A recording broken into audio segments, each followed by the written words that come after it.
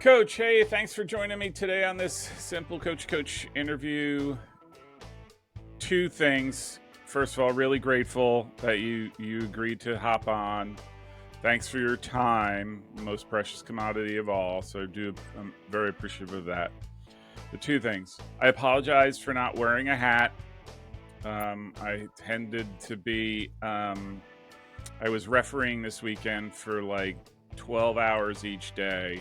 I'm a little fried, and so a hat was just seemingly uncomfortable today. So it just was better off that I just not go with a hat. So, Well, I would have sent you one if I'd known, yeah. Paul, but we were pretty busy last week with camp as Oh, I'm well, so sure. I So can you know the identify. sun thing. You get that for being out Oh, yeah. there.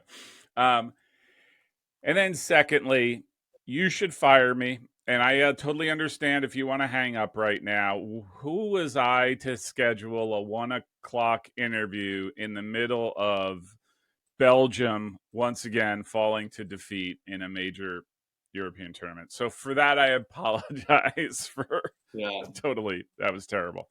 But thanks for A joining. great weekend for sports. Oh my gosh, huh? I think I need Yeah. to take a few months off from work just so I can watch it all. I mean, it's going to be Yeah. nonstop. So, We um, came off of camp last week. We run the largest camps in Kentucky, oh wow, and I was pretty fried, as you can imagine, yeah, probably as you were coming off of yeah, refereeing. And yeah. it was nice to just kind of put the feet up and Ugh, get the Euros started. And yeah. I'm actually a big golf fan as well, Oh, so the nice. U.S. Oh, Open I U.S. thought Open. was a Yeah, real yeah. fun watch. Yeah, I didn't get a chance to watch much of that, but this weekend for obvious reasons. But yeah, this morning I mentioned to you before this, like I have a new work computer, and so I have all these issues, and it just got to a point where told my boss, like, you know what, I'm just going to take today off. I'm just going to kind of meander through my day. Been watching the games, doing whatever other than work, trying to recover and recuperate, But Yeah. it keeps me 25 years old as I am, as long Yeah. as I keep refereeing. Two things: as long as I can keep refereeing, and as long as I can go upstairs in two steps, like twos, right? I'm good. Once either of Yeah. those stop or I have to go single step up the stairs, you might as well start digging, because that's where I'm gonna end up. My So mom swears you need to always have steps. yeah. um, all right. So I mentioned you're a rookie, because this is your first time on, but hey, I'm intrigued. Always interested to know. Could you just start talking about your soccer journey? How you ended up being a head coach at center? I know you have a history with the school, so but what's it been like? What have you done? All that sort of stuff. Well, uh, that's an interesting question. So you probably don't know my story too much, but I was going to play for Paul McGinley. Oh, Um, so Paul and Jay Martin were my two biggest recruiters. wow. Um, Sat in both of their offices in 1989. Um, and, you know, I obviously committed to go play for Paul at Worcester. If you remember, Worcester back in the late '80s I were do. very good. Ian They Banda. actually had the National Player of the Yeah. Year when I was being recruited, Yep. and I had. Listen, I think the world of Jay Martin. He is just so fantastic. Definitely been a role model for me. But I made my decision to play for Paul, Mm-hmm. um, and we had a fantastic relationship. March of my senior year, Paul left Worcester to go down to Trinity. Trinity. So, and really wanted me to come to Texas to be his goalkeeper. Mm-hmm. I was never going to go to Texas, but I swore I was never going to go to center. I thought it would be a little bit too close to home. Mm-hmm. The coach at center, wonderful, wonderful fellow, and Brian Chafin. He's a New Yorker, so he's got that New Yorker in him. And even though I'd made my decision already in the fall, he wouldn't let me go. And when Paul made that move to Trinity, he was right there on the phone to make me come down and visit. I came down to visit, had a fantastic visit, recognized that center could have been 6 hours away from home for me. And I made my decision to come to center and play. My freshman year, we played actually Trinity in the conference finals, beat them 3-2. And I played against Paul's teams down at Trinity for 4 years. Became the assistant coach in '94. And then, of course, no one is nice to the assistant coaches. Paul was nothing but a fantastic mentor to me. Always was helpful. I can't say enough good things about Paul McGinley. And then just kind of really helped me through that whole process as an assistant coach. And of course, I went on to become a head coach. And I mean, even this past spring, I called Paul for advice on something. He's always been a really important voice, kind of in my whole process. So, but yeah, if you think about my playing days, I've been at Center College for 34 years now. Wow. That's I don't that's interesting because you don't hear that. I mean, Jay, right? Jay is a perfect example of who's been somewhere forever, and Yeah. so always intrigued. So, College of Worcester. I went to the University of Mount Union, 86 to 90. I'd say it, and I was a goalkeeper as well. Oh, good. I didn't know that. The single I'll just say up until that point, my collegiate career, the single best player in that time period of any division that I played against in summer and all that stuff. The greatest player was a College of Worcester player named Ian Banda, who was the Oh, player. that's who it was. That Yeah, was the National Player of the National Year. Player of the Year. Yeah. We were there losing 1-0. It was towards the end of the first half. Foul about 35 yards out. Set up a wall. I am all set. He rips a shot from 35 yards out, upper corner. I am not even close to getting that ball. They scored, celebrate, and immediately he came off and didn't play the rest of the game. Like he was like, "Yep, I'm done. I did my thing," and they proceeded to. They were really good at that, as you know. They were very, very good at that time. They really were. You know, soccer back in the late '80s really was the Northeast, Yep. St. Louis, Ohio, Yeah. Texas, California. They really weren't up and running yet. Yep. Um, and of course, I was fortunate to be right next to Ohio, which still today is an incredible soccer state. Yeah. Yeah. It was really kind of the Northeast, Ohio, and St. Louis that were doing soccer. Yeah. And I'm glad you didn't go to Ohio Wesleyan, just because I'm still trying to find out who was guilty of knocking me unconscious as I came out for a ball and not having Yeah. any recollection of anything that happened, like for 4 hours beforehand. And so I think so much of Jay Martin. I don't know. I was very fortunate to have two kind of towering figures in college soccer back in my kind of formative years. Yeah. And they were both nothing but exceptionally nice to me. Yeah. I think probably one of my biggest feathers in my cap is that at one point we had beaten Trinity, Kenyon, and Ohio Wesleyan in our last game. Wow. And I don't know many D3 programs who can say that. No. And I get a little choked up here, to be honest with you, Paul. To go beat two people like Jay and Paul McGinley. Obviously think the world of Chris when he was at Kenyon. That was a big deal to me. Yeah.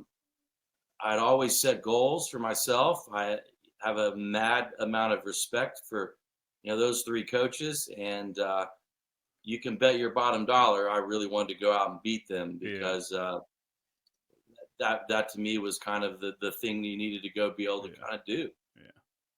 Well, it's always right. Like I say, it's like the student beating the teacher, or becoming smarter than the teacher, right? Like that's it's one of those things. I don't think I was smarter, but Yeah. I, things were in line, and our teams were in a good spot when we faced those three at Mhm. that point, and we have always continued to play them. Well, not Ohio Wesleyan as much, but uh, yeah, just a lot of respect for what those three Yeah. coaches have Yeah. done, and obviously what they did with their programs. Yeah. I it's interesting you're the Paul McGinley at Trinity now. I've like they're due. Like they're due for something really good. And you saw I said there's been a little bit of a shift away from the Northeast towards, going out with you seeing some great soccer in the Midwest and obviously in Texas and that in California. And I'm thinking it's Texas's place now to step up and be like, this is some of the best soccer. I think Yeah, that's my theory, at least. But could you talk a little bit about your conference? So, yeah. Fantastic conference, really. I've got a lot of respect for the coaches we have here. And I think each coach does it a little bit differently, which I think makes the conference a challenge every year to navigate. Um, if you look back at it back in the day, in the 80s, we were the CAC, the mm-hmm, Collegiate Athletic Conference. Um, the triad in all this has been Rhodes, Swanee, and Center. mm-hmm, Um, then we added, I don't, it kind of still bothers me, to be honest with you, but back in the day when we formed the SCAC, we had all of our current SAA teams this side of the Mississippi River in the SCAC, mm-hmm. plus DePaul, Yeah. plus the two Texas schools in Trinity and Southwestern. We also had Austin College in there and Colorado College. So when we moved from the CAC to the SCAC, I thought that was as one of the best conferences Yeah. we've ever seen. Um, and of course, the whole opportunity to go out and play Colorado College That's on a special. Friday night. You're at 7,500 feet. They were wisely on a 120 by 80-yard wide field out there. Horst Richardson certainly knew what he was doing with the field. And then you got to fly out on Saturday, play in Dallas on Sunday, mm-hmm. fly home. You had the same setup when you went to Trinity. Southwestern unfairly was overlooked because everyone wanted to go beat Trinity. Yeah. It was the huge trap game, Yeah. but you'd have to play Trinity on Friday or Southwestern on Friday and the other on Sunday. So Yeah. some pretty tough stuff there, honestly. Yeah. But yeah, the conference went from the CAC, then we went to the SCAC. Of course, that was with Colorado, DePaul, and the three Texas schools. 2009 rolled up. The recession was killing everybody. Yeah. Cost was just through the roof, and all of the SCAC teams this side of the Mississippi, they left the SCAC. They formed the SAA. Mm-hmm.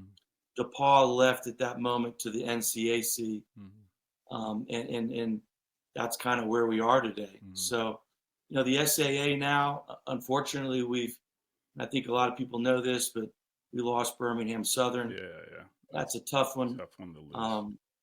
But we still have the remainder of the SCAC here. Mm-hmm. We have Millsaps, we have Rhodes, we have, of course, the news is out.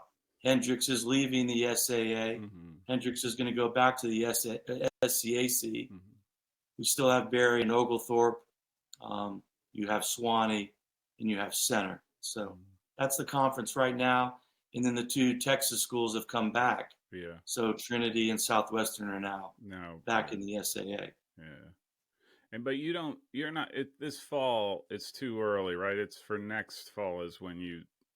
Correct. It'll be 2025 when that's what I thought. The two Texas schools are back in. Yeah. So Hendricks is still in the conference this fall. Everybody else is still there. Mm-hmm. All that change happens in 2025. Yeah. I have to say, I became a big fan this year of Oglethorpe. I thought they looked really good. The games that I've seen, I watched them play Swanee, and I thought they looked really, really good and into the Yeah, I think NCAA. John's a fantastic coach. Yeah. I think John and I are the two longest standing coaches in this Mhm. conference. Um, you know, just a lot of respect for Aiken. Yeah, yeah. Center and Oglethorpe have battled for, because again, we're talking about the CAC, the Mhm. SCAC, now the SAA. Mhm. Oglethorpe has been in that from day one. Yeah, So, yeah, yeah. They're great, great soccer, great soccer. I mean, you get, and with Trinity and Southwest, your conference is only getting stronger, right? Like that's the way I'm like, you're adding some really, like I said, and we're the winningest team in yeah, the SAA right yeah, now. yeah, And we've had the most tournament runs. yeah, We've done very well, and I'm very proud of that yeah. because just like I said, I look at Matt Kern, who's at Hendrix. Mm-hmm. Back in the original old CAC and SCAC days, he was at Swanee Yeah, before he went on to UNC Asheville. yeah. And Matt Kern is he's a smart coach. He Mm-hmm. knows what to do, and that team is a little bit more towards the middle of the conference Mm-hmm. standings.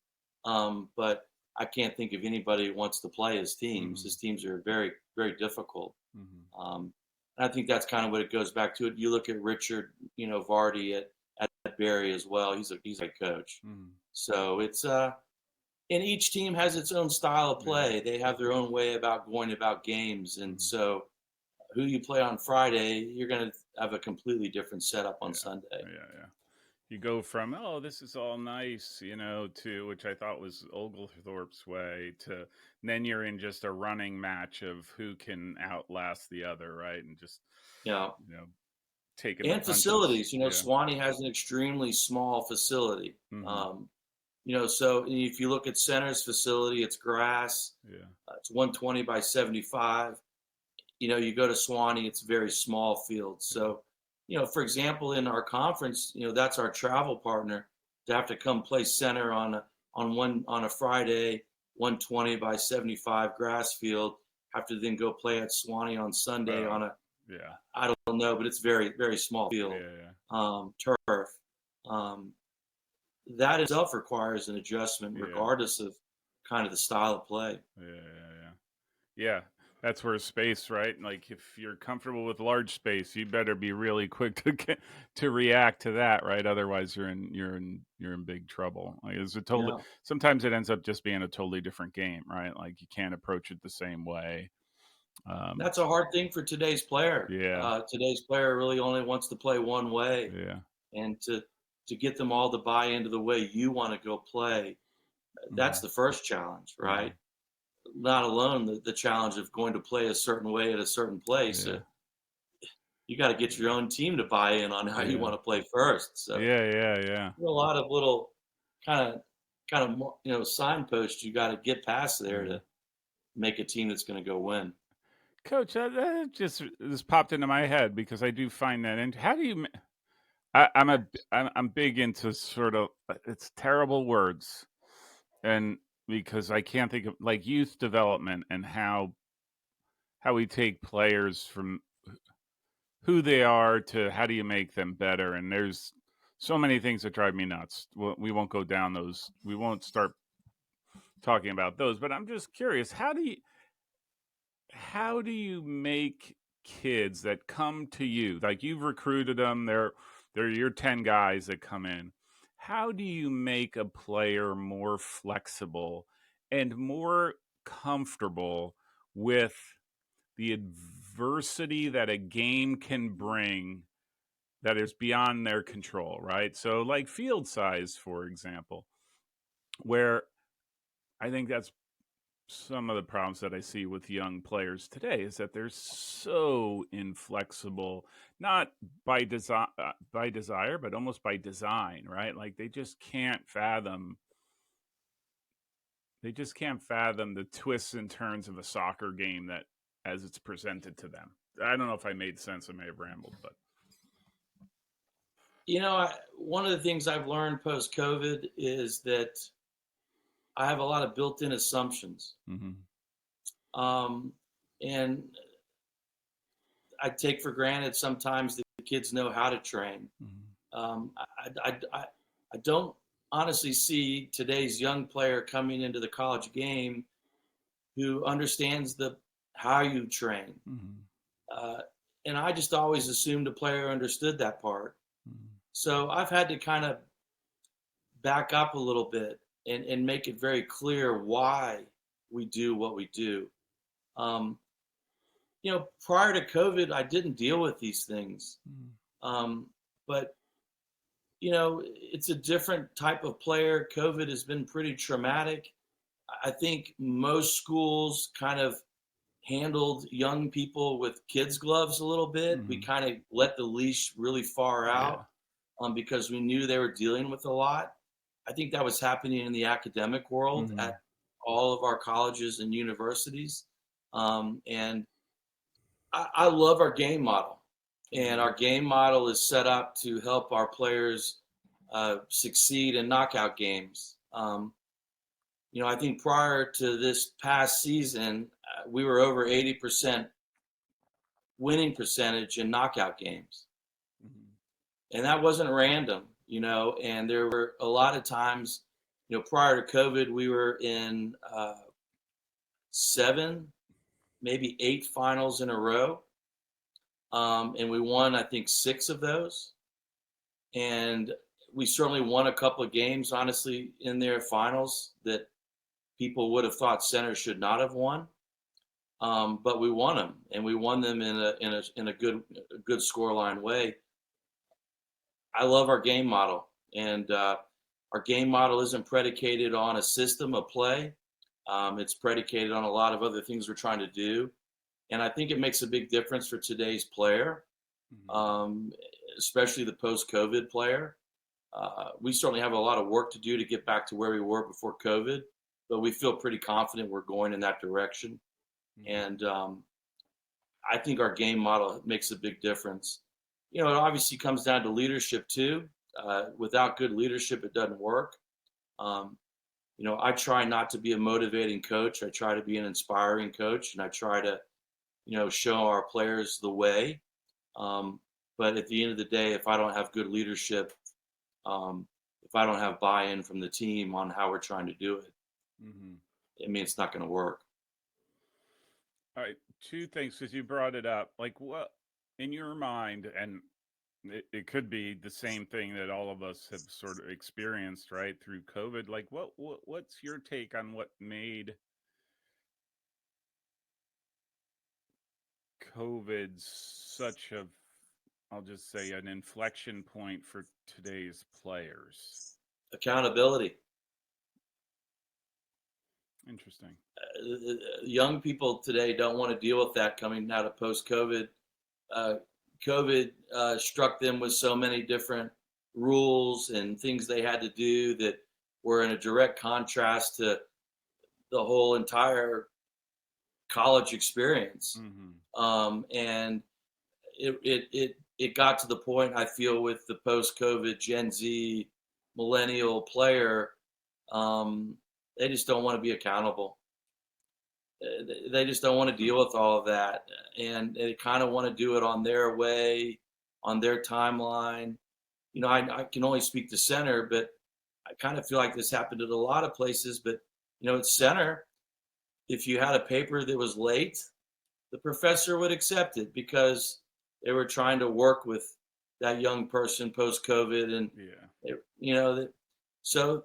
But what I kind of learned about a year and a half ago was we kind of need to take those kid gloves off a little bit, and we need to get back to what we're doing and what makes teams, right? And to me, that's leadership, that's accountability, that's a buy-in, that's a loyalty to the program, the school, to want to give it everything they have, and to be willing to make sacrifice.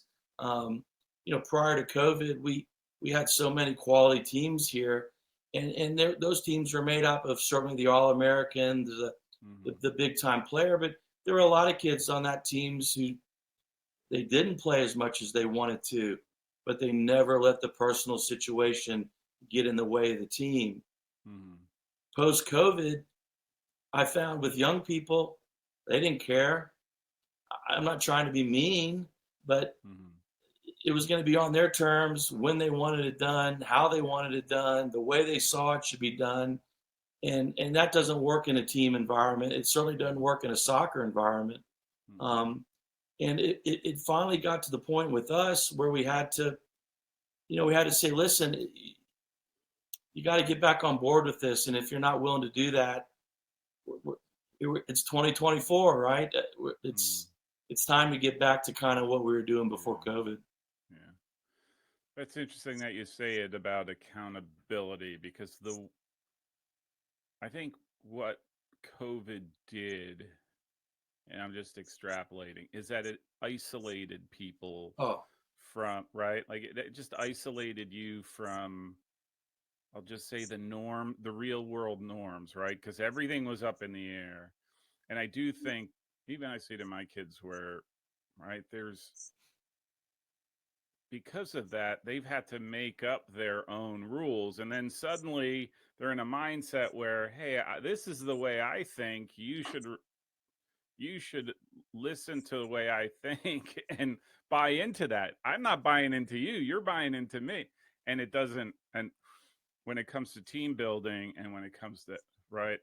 And we grew up, I will say, right, like we grew up in a much different time oh yeah, where there was no time for that. Like, oh, that's your, okay, go do 50 laps and come back to me right. when you clear your mind, right? Like, it just was very different, very, very different. So, I'm not one to be negative on generations. I'm one uh-huh. to kind of try to understand generations.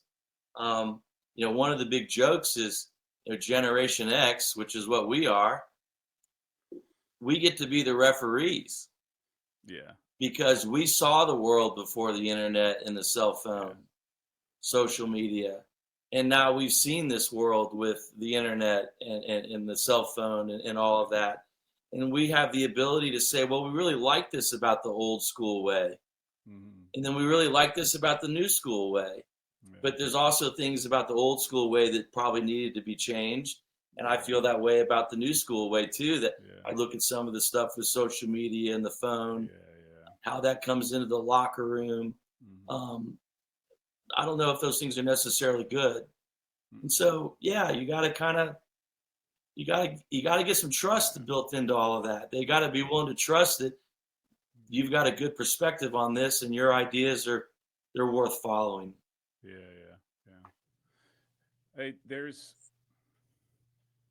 I'm a history guy, so I went to grad school for history. I wanted to teach, um, and I get a feeling more so than ever, probably because of the speed of these things.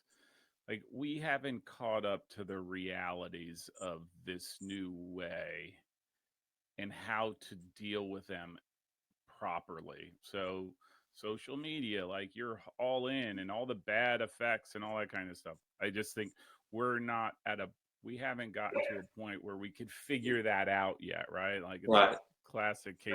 And like I said, it seems more so than ever now just because of the speed of this stuff that comes out, right? And I just think and especially you come out of COVID where you're just sort of like, oh, I just got this, right? Like, anyhow, we could really go down a rabbit hole on that. Like Yeah, for that sure. really intrigues me.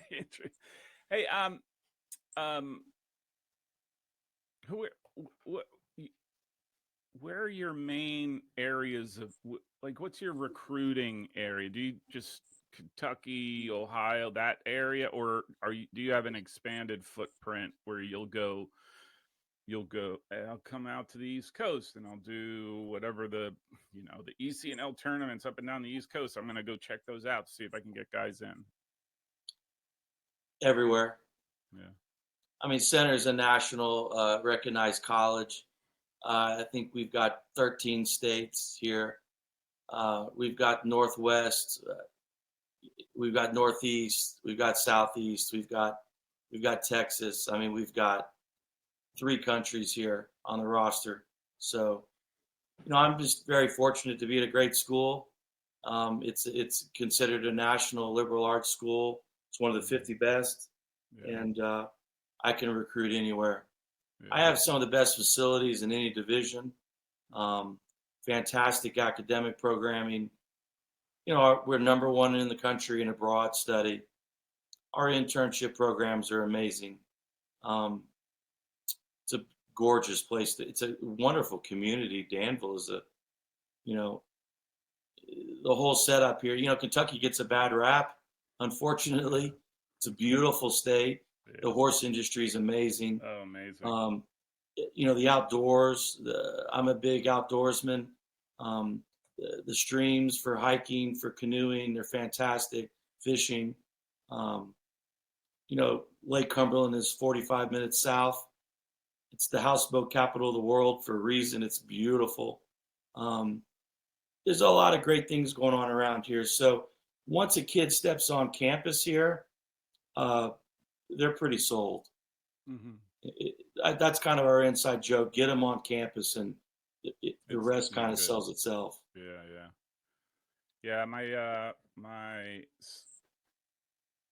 The simple wife is big into horses. We still own horses, Yeah. and so very familiar with horse world, Kentucky, and it does make it a special place. And I have the claim to fame having been to the 120th Kentucky Derby in a monsoon and putting my whole graduate fortune of $20 on Ulysses, who ended up finishing last. Bolted out and then faded and was last. So anyhow, my buddy got arrested in Cincinnati. That's a whole other story. It's a wonderful place. I've been very happy. It's been a great town to raise a kid in, and I couldn't be happier, honestly. I have tremendous support at the college, and our facilities are as good as anybody's. I am looking at your stadium. How new is it? Because at least the pictures make it look really new. 6 years old. 6 years old. But yeah, I mean, it's stunning. I mean, this picture perfect. I mean, that is real. That's a real proper field. I'm big into the grass fields lately because it's funny, right? When you were playing, how many turf fields did you play on? Right. None. Right. I played on one, and it was hard as Congress, and that was Baldwin Wallace. Actually, I love that you just brought that up because I played on that thing as well. That was at BW. Oh yeah, that was terrible. Oh my god. So of course, as a goalkeeper, you probably remember this, but you couldn't see below the waist of the goalie and the other goal because the ground on that thing was so crazy. And then, of course, it was the crown there. So if you remember the side concrete gutters. Oh my gosh. It was like death by falling into the you're done. Like it was so bad. Of course, they were proud of that. That's where the Browns were practicing. So that was somehow cutting edge. Yeah. I always got a kick out of that. Like, there's the field itself, and then it's like surrounded by the track and like the in that bowl areas. The bowl. Yeah, the bowl. And no breeze. No breeze. The no breeze. And there's a reason why they're the Hornets or whatever they were called, the Yellow Jackets, whatever, because there's a ton of them there.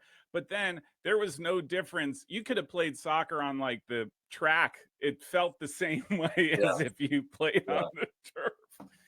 And we used to wear those pants with the pads on the hips because if you hit the ground in the wrong way, you were shattered. Shattered.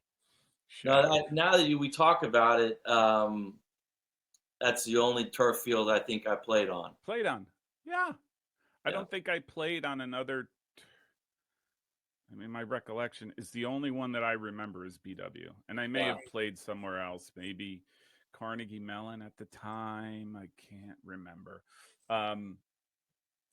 So I notice now the grass fields. I'm gonna post a picture somewhere here because that is like, are you still have spots for your recruiting class for 2024, 2025 that I could show up and be your newest recruit? I'll dye my hair. Nobody will know. Yeah. No, it's we're lucky to have what we have here. We have a Yeah. separate practice facility for the group. We just finished a $60 million indoor field house. Wow. That's been a game changer for us in our winter months. Yeah. It's a game changer in our non-traditional in the spring. Yeah. We get rainy springs in Kentucky, so this has been the first year where we had zero, um, change in our schedule. We were able to train every single day, whether we were indoors or outdoors, and that was a nice thing to have. Coach, I'm going to ask you something because this conversation has sort of gone all 50 different ways, which is awesome. This is what I love. I'm curious. Are you watching what's happening in Division One with all the NIL stuff and all of that, Of and course. sort of I think a mess that's being created? Like, what is your sense of that? What do you think the impact ultimately comes down to Division Three? And I will say, I've noticed a lot of coaches. There might be assistant coaches at the Division One level that are taking jobs at Division Three, and I think some of that might be as a result of all of that stuff that's going on there. I just your perspective. Well, I mean, you're talking about House versus NCAA. Yeah. I don't see how. I look at a school like Davidson. I've got 20 former assistant coaches who in the college game today. One of those is the assistant at Davidson. Um, here's a fantastic academic school. Yeah. They are Division One. Yeah. They're not working on full scholarship, athletic, or anything like that. And I don't think their student body is that much bigger than let's talk about Trinity University again down in San Antonio. Yeah.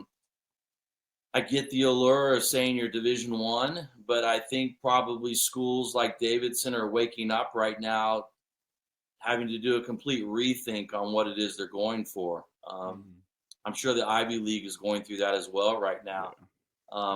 Really, I don't think there'd be that much difference between the Ivy League and the NESCAC, to be honest.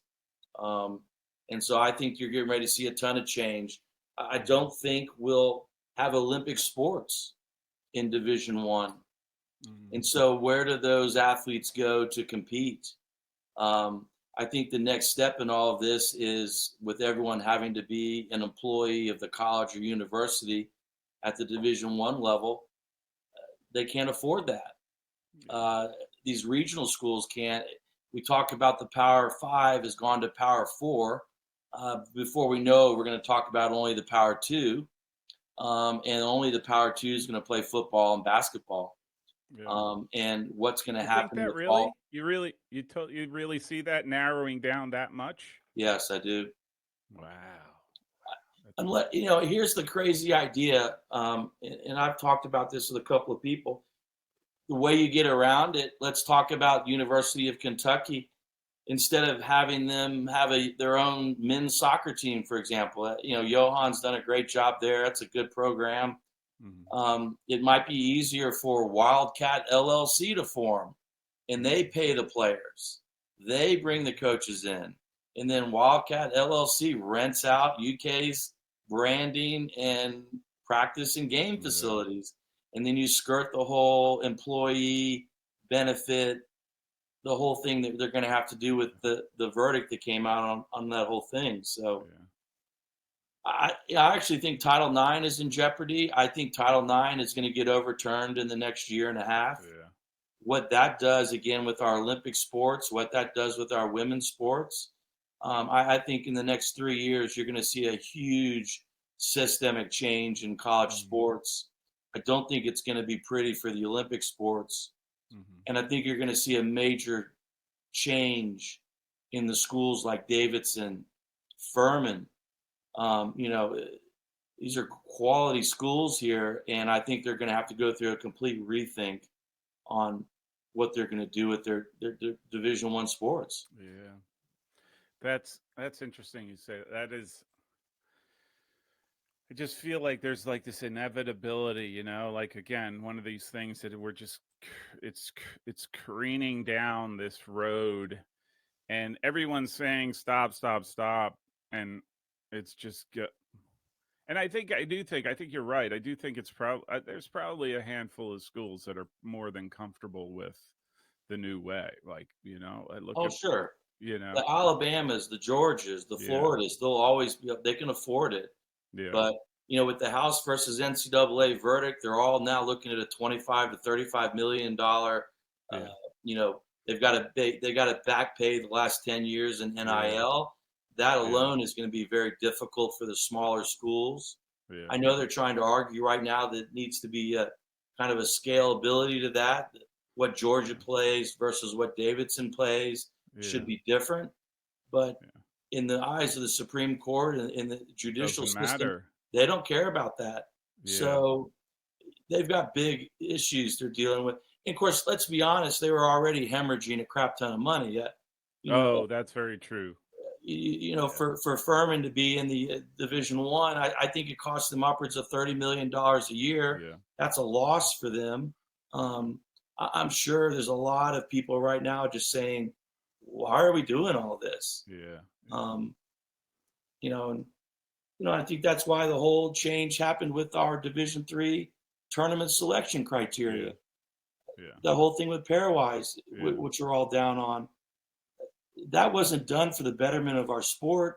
That was yeah, done so that people didn't have to spend money to chase SOS yeah, because everyone doesn't have money anymore. yeah, yeah. So That's there's interesting. a Yeah. lot of just people having to rethink, why are we doing this? Mm-hmm. And I think I think yeah, money is going to be the great kind of like shocking thing to make you, Yeah, whoa, we have to rethink this. yeah, I may not want to do this, but the bottom line is going to force people to have to make change. yeah, yeah.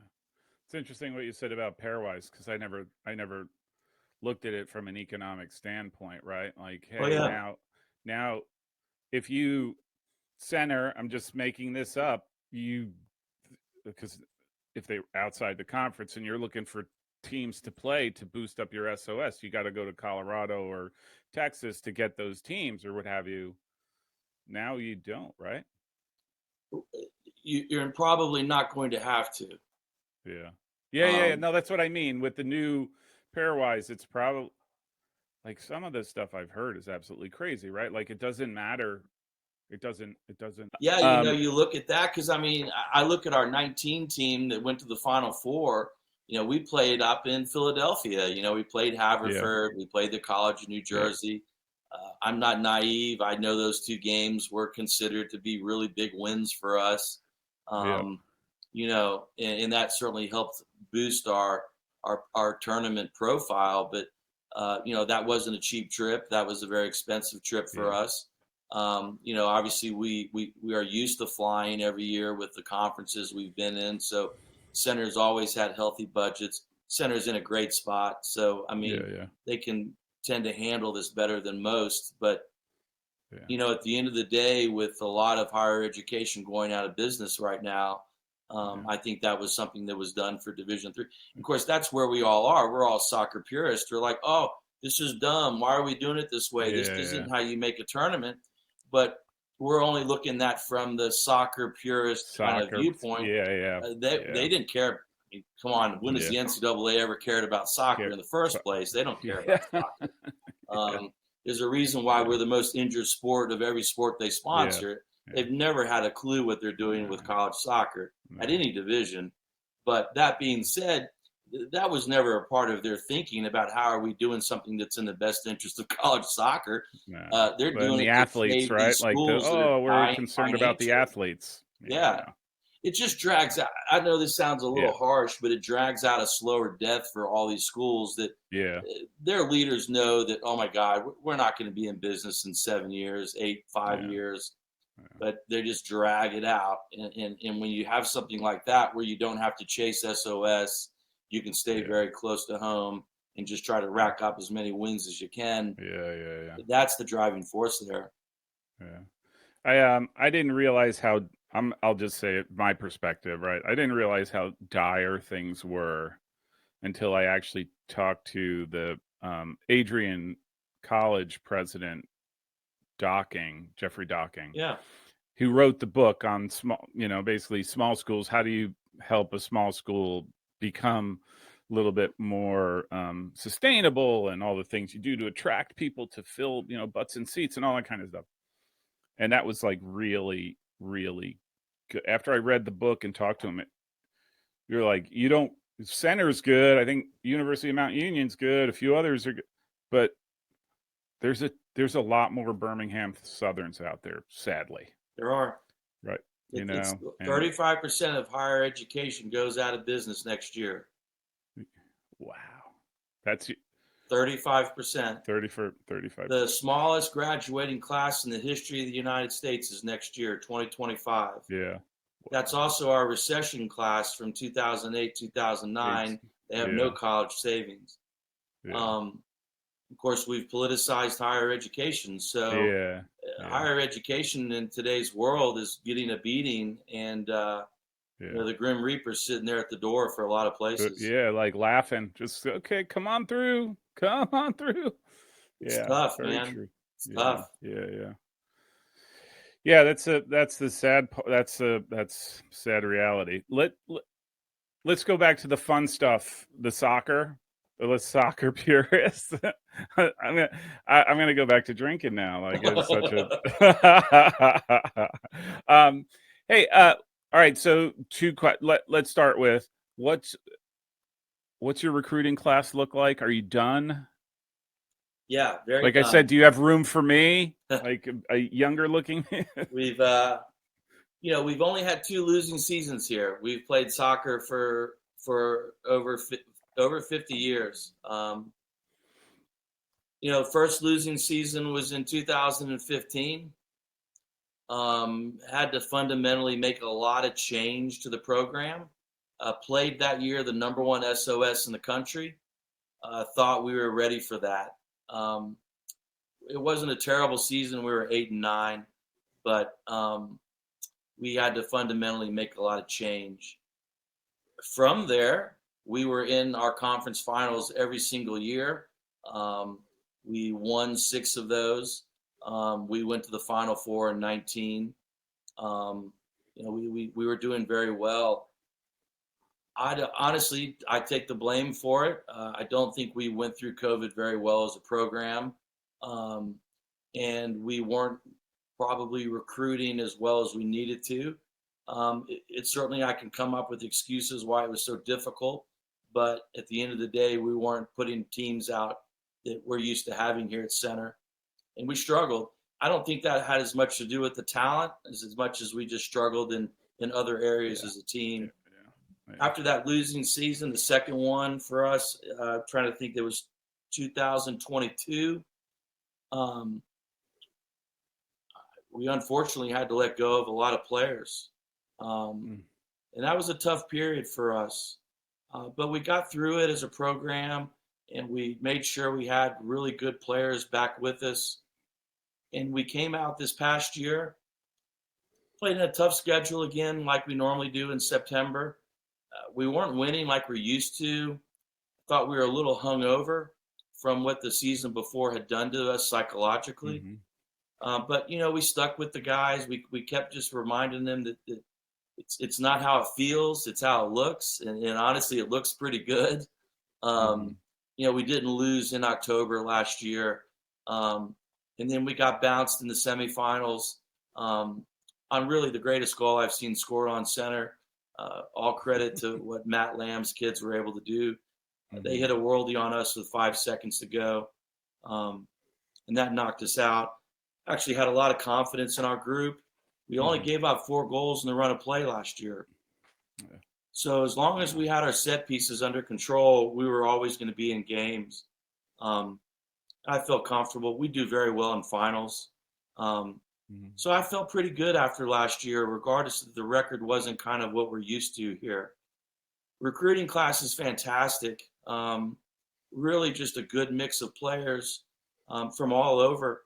Um, we've also got 3 transfers in that group, and I love our schedule again this year.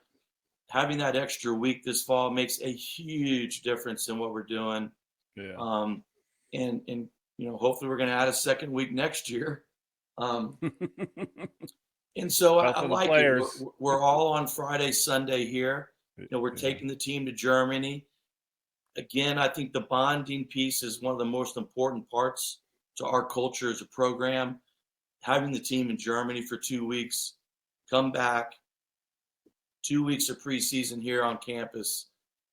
I really feel like the team this fall, we had the newcomer of the year last year in John Palomino. Uh, I really like where the program's at. Hmm. Um, and I'm just asking because this is another one of my things that I always think about. Is you mentioned the transfers. Are you active on the transfer portal, or Yeah, I were love them. you, or did? I love transfers. Yeah, yeah, I yeah, love them. I yeah. don't think high school seniors go through the process properly. I No, think they not fall anymore. into a whole bunch Definitely. of Yeah, traps. yeah. And I've also learned that I can't sit here as a college coach and try to convince a high school senior of what's right and what's not right. Yeah, yeah. Um, Good luck with that. but with the transfer, they now have perspective. Hmm. They're coming from a situation that they probably didn't work for them for whatever reason. They also see that our facilities are probably better than anything that they've actually been a part of. Hmm. I look at our division. We've got a 1, 2, 3, 4. We're surrounded by 5 Division 1s, Yeah, yeah. and I can tell you we have better facilities. I can also tell you we have better academics. And I so don't when doubt I get that. a player Yeah. from a program like that, they're like, "Holy cow! Wait a minute! I didn't realize you all had all this." Of course, they never would have known because they're not going to look at D3, right? Hmm. They're a D1 kid.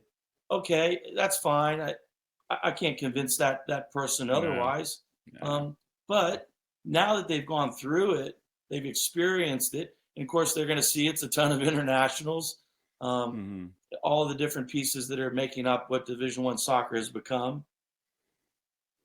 They step on my campus and they can appreciate what it is. They are a little bit humbled by the process. They wouldn't have ended up on that D1 roster in the first place if they didn't have some game. And so then they come into our environment. That's a good player. Yeah, They appreciate the academic support. They appreciate the facilities. Um, I really like that player a lot. And yeah. then, like I said before, I didn't think we came out of COVID very well. Um, and we've had to change a little bit about how we vet, high school seniors and the Hmm. families. The families are a big part too. Yeah. And I think we're doing a much better job of that. And I think our freshman class that's coming in with the transfers, it reflects that. So I'm pretty optimistic. I mean, it's soccer. It's crazy. The conference is going to be tough. And we're playing Denison again. We're seeing all the normal tough September teams. Um, but I don't know. I, I like the group. I really like the group a lot. I think we have the talent, and I think the process of having that losing season in 22. What's the word? I think they trust me a little bit more again. Hmm. Yeah. I think they trust me a little bit more. I don't know how Yeah. much trust I had coming out of COVID. I don't think that was a me thing as much as it was just kind of where young people were Yeah. at. Yeah. Yeah. Prior to COVID, I'd earned the trust of the group, and they would go through a brick wall for me. Hmm. Right now we're having to get back to that, and I think Yeah. we're Yeah. getting there. Yeah. It's funny that you said um the trying to convince a high school kid who's looking to play like to Yeah, look at D3, knowing what they're getting into in D1. And I always say, and I tell it to people I know anywhere if we're talking about the subject, I'm like, be very sure that your impression of Division One isn't what you see at, let's see, Santa Clara, Maryland, UNC, and you can name them. Be like, because if that's your impression, I don't know what to tell you at that Yeah. point. Like, you know, like I can drive within a, couple hour radius, and I could show you some Division One schools. And you're like, oh yeah, this is not Division One. What's happened with youth soccer in this country is a setup for kids. Yeah. I'm not trying to be negative, but I think the setup that's happened with the parents has been a little bit Oh difficult yeah. as well. Yeah. Um, Well, they're but all living through their kid, right? Like every yeah, parent lives through their kid. and I know you hear it right now in Division One. The parent tries to negotiate NIL. They somehow think they've become an agent in the process. Mm-hmm. Um, that's not what the role of the parent is. Yeah. It's not to be critical of the coach, of the referee, the weather, the field, um, the position their kid was played in. Their role is to support their kid and encourage their player to work harder. Yeah. You need to buy more in. You need to, Yeah. I mentioned that earlier that that locker room isn't just your players. Yeah. It's their friends on social media. What went wrong Yeah. today? But well, Yeah. nothing went wrong today. We just didn't win. But all of a Yeah. sudden, something's gone really wrong. Yeah. Yeah. Yeah. The parent is right there, and coach is playing you out of position, or why is coach doing what he's doing, or that referee was awful, and um, that doesn't really help your player. No. Um, and it actually makes it a lot harder on that team and coach to pull it together. It's interesting. So I mentioned this earlier. Obviously, like I had ref this weekend, all weekend. Had to clear the field at one point of the parents because there was a fight between the parent. Like not there was some stuff that was happening on the field, what have you. But then the parents started going at, and it was like a brawl, and it was like, get off, get out, get out. Yeah. But I'd on Exeter, I had typed something, my impressions from the weekend, and one of the things I wrote is like, I think we have to get to a point where, and I try to do this as a referee, where like the outline of the soccer field, once the whistle blows, all of the stuff outside of it disappears, goes silent, however you want. You can't hear it, and let the kids, and they can't see their parents and look like, oh, did I do something right? If you get to that spot, then we're going to be in 100 times better shape. Not that we're there, I will say, like, it's not the case, but I sit on our recreational board here in town. Mm-hmm. We've got over 400 U6, U8, U10 players, and it's a challenge, unfortunately, for parents to just. I've got a great friend here. I'm not going to go into names or club, but he built an incredible club here, 1,400 kids, grassroots, one of the largest volunteer coaches associations. Really did an incredible job in developing those volunteer coaches, which I think is one of our biggest challenges in youth soccer today. Mm-hmm. He got fired last week because he put a rule in place that one game a month with the U10 and lower ages, there could be no coaching from the sidelines with the parents.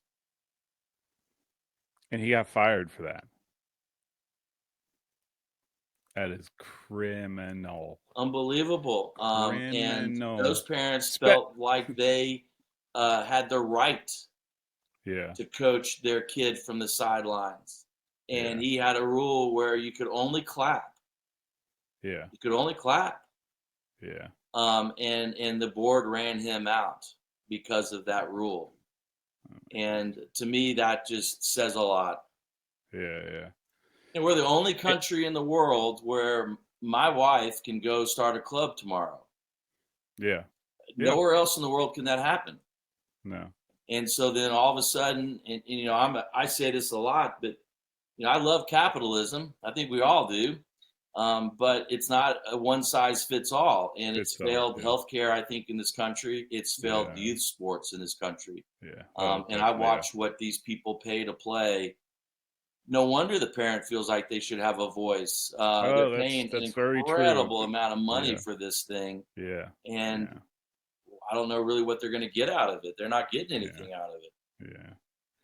I think that's the fact. I think that's a very big factor, right? It's hey, I'm writing you a check, and you're right or wrong, especially the higher up you go, you're being told things about what they're going to be able to do with your son or daughter, right? And so now you've tied my kid's performance to that check I am writing you, whether intentionally or not.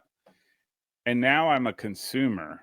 And if I don't like it, I'm going to let you know I don't like it. And I hope, or I'll leave. Yeah, right. Or I'll leave. Right. Exactly.